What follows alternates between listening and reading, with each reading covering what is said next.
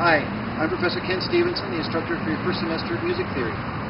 Thanks for checking into this video. If you stick with me for just a few minutes, I want to share with you some ideas that might prove to be the keys to success for your music theory courses and maybe even for some other classes at the university. Going to college, I mean actually moving your body to the campus and becoming a part of the community, can be unbelievably fun. It's really especially fun if it means leaving home and going away to school. I was so excited when I left my home in St. Louis, Missouri and enrolled as a freshman at the University of Illinois. I brought all my favorite music, all my favorite books. My dorm room felt like my place, like I'd never felt before. I met great friends that I still talk to. I learned a lot about music, about life, about myself. The university band that I played in was better than anything I'd ever heard. And I had great experiences that I never dreamed of.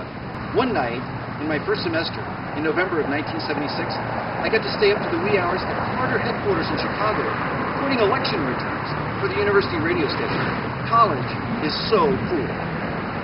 But a lot of students experience some culture shock when they go to the university. The problem is, college may not be like what you've been led to expect. You've been thinking about OU for months now. You're excited like I was to be part of the campus. You're probably excited about meeting new friends and about Sooner football. Chances are, though, you're probably not excited about classes. But August has come, and there you are, going to all these new classes. And here we are, professors talking about books and required reading and course expectations. I mean, look at you. You're young. And look at us. We're old.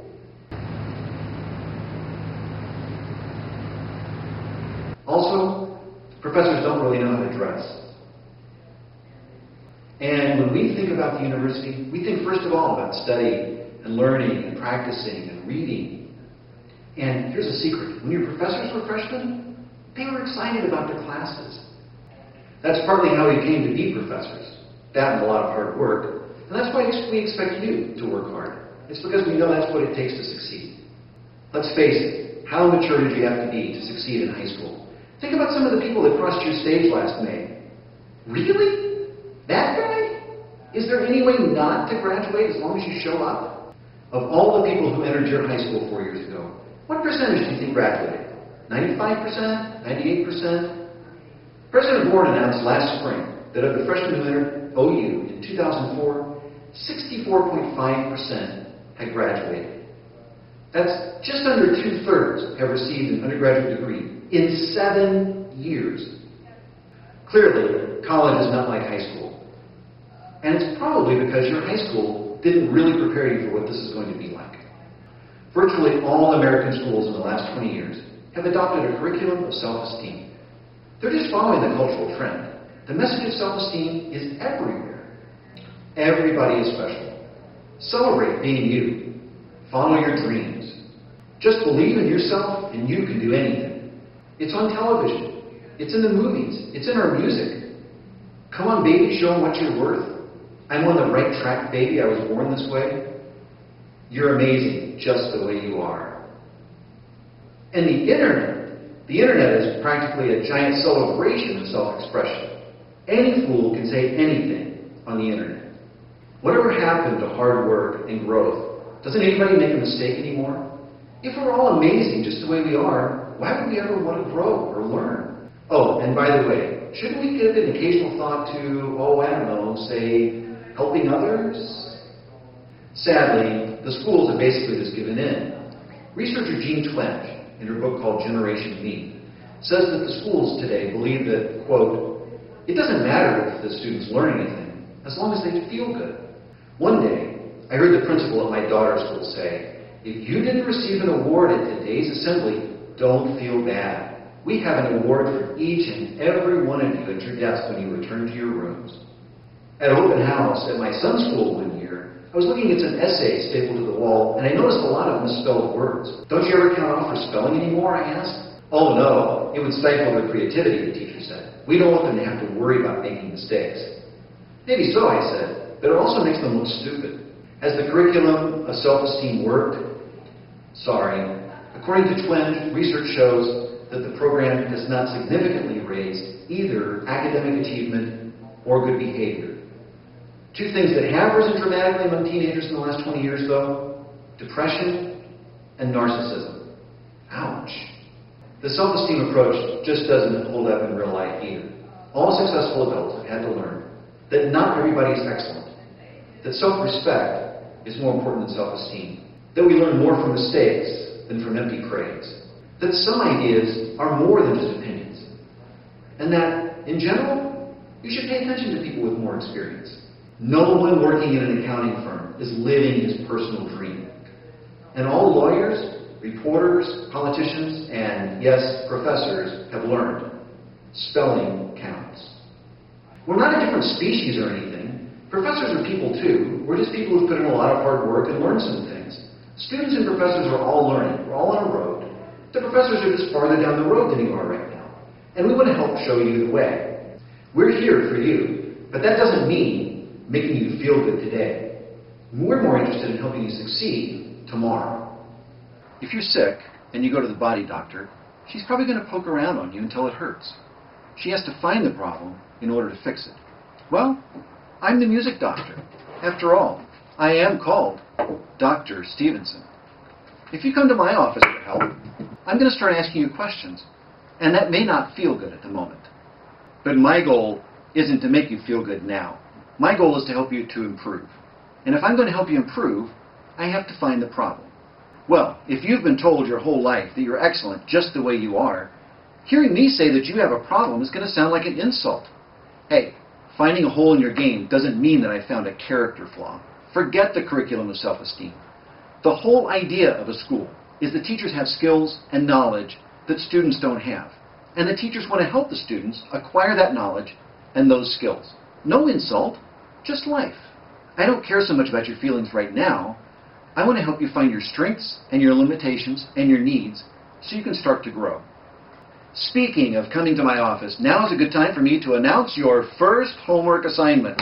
Come to my office door, 231 in Catlin. Sign your name to the sheet that's on the door.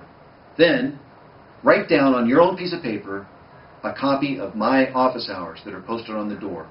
Sign that sheet and turn it into your section leader by Thursday morning at 8:30 a.m. This fall, 2011, I'm starting my 23rd year here at the University of Oklahoma. People sometimes ask me if I've seen students get dumber over the years. Well, as long as there have been old people and young people, the old people have wanted to say that the young people are getting stupider. Well, I haven't seen freshmen get stupider, but I have seen 4 big changes that cause you, the freshmen of 2011, more problems than you need to have. 1. Students today have much less time than students in the 90s did. My generation was addicted to TV, but our addiction is nothing compared to your addiction to the internet. Students today spend way too much time online. Case in point.